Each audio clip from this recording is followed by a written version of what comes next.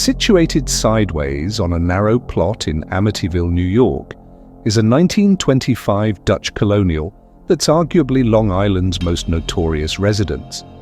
The house at 112 Ocean Avenue owes its reputation to the Amityville Horror, the 1977 book and its 1979 movie adaptation, which tell the true story of George and Kathy Lutz, a young newlywed couple who fled the home just 28 days after moving in, claiming a very strong force drove them to leave. While the movie remains a horror classic, it hardly depicts the real history of the house, which most likely was never haunted at all. The three-story home was originally built for John and Catherine Moynihan, who purchased the property from the Ireland family in the early 1920s. The Moynihans removed a small existing cottage from the lot and commissioned local builder Jesse Purdy to construct the 5-bedroom, 4-bathroom house complete with a gambrel roof and 2 quarter-circle windows overlooking Ocean Avenue. In October of 1960, the Moynihans' daughter sold the home to John and Mary Riley, who lived there for 5 years before they sold the house to Ron and Louise DeFeo in June of 1965. When they purchased the house, the DeFeos had 4 children, Ronald Jr., Dawn, Allison, and Mark, and one on the way. Their son John was born later that year. Being able to move his family from their small apartment in Brooklyn to the spacious home on Ocean Avenue was a dream comes true for Ron Sr., who dubbed the house High Hopes and hung a sign bearing the name off a post in the front lawn. Inside, however, Big Ron's pattern of abusive and controlling behavior towards his wife and children caused tension to build until it came to a tragic head 9 years later. In the early morning hours of November 13, 1974, 6 members of the DeFeo family were found murdered inside their home.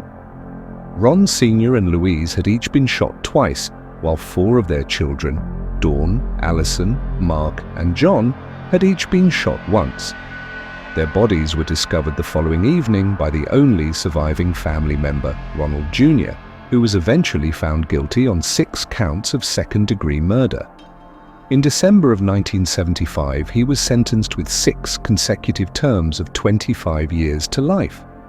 Around the same time, the former DeFeo home was sold to George and Kathy Lutz, who moved in with their 3 young children on December 18, 1975. According to their story, the family began experiencing paranormal activity on their first day in the house. The Amityville Horror by Jay Anson provides a chilling account of the horrors they faced, from a mysterious green slime oozing down the walls and toilet bowls turned completely black inside, to the appearance of a pig with beady red eyes and a faceless figure with demon horns and a white peaked hood. The family reached their breaking point on January 14, 1976, less than a month after moving in, and fled the home, leaving all their belongings behind.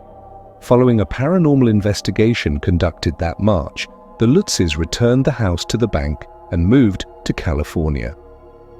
Despite a Newsday report debunking a majority of their story, the Amityville Horror sparked a public fascination with the home that persists to this day.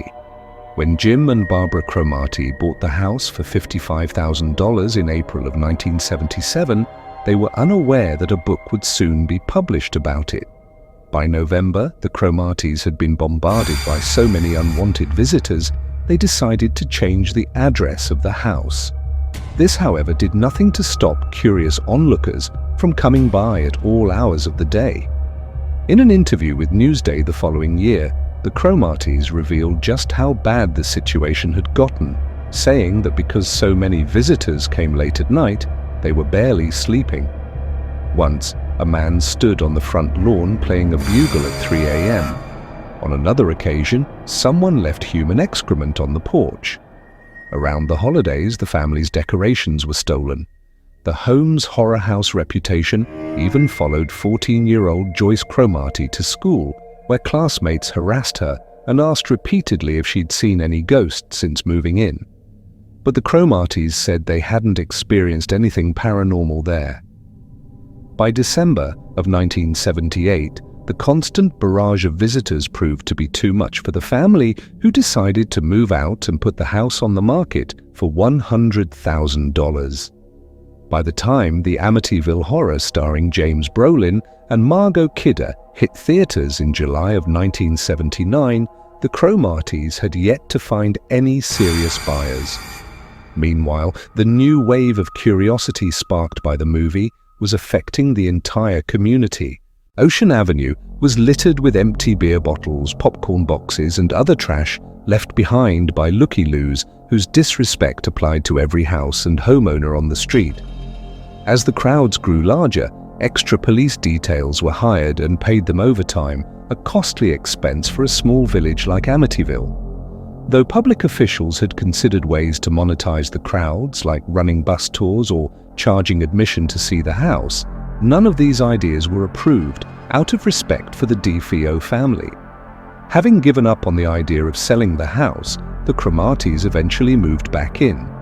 Fighting to defend the home's reputation, they accepted speaking engagements throughout the New York area where they could share the real history of the house. In February of 1982, they reached a settlement with the publishing company to have the subtitle, "A True Story," removed from all future printings of the book. When the Cromarties did finally sell the house in August of 1987, things had quieted down significantly, but new interest spiked every time the movie played on TV. According to Jim, it was on the night the house sold to longtime Amityville residents Peter and Jean O'Neill. The O'Neills purchased the home for $325,000 and swapped out the now infamous eye windows for square ones. They also filled in the in-ground pool. In June of 1997, after living there for 10 years, the O'Neills sold the house to Brian Wilson for $310,000. In the 13 years he owned the home, Wilson fixed up the boathouse and added a second sunroom to the backside of the house. He sold it in September of 2010 to Caroline and David D'Antonio for $950,000. The D'Antonios lived there for 6 years before they put the home on the market with an asking price of $850,000. When it sold in March of 2017, it went for $605,000. Not a single owner since the Lutzes has reported experiencing paranormal activity in the home.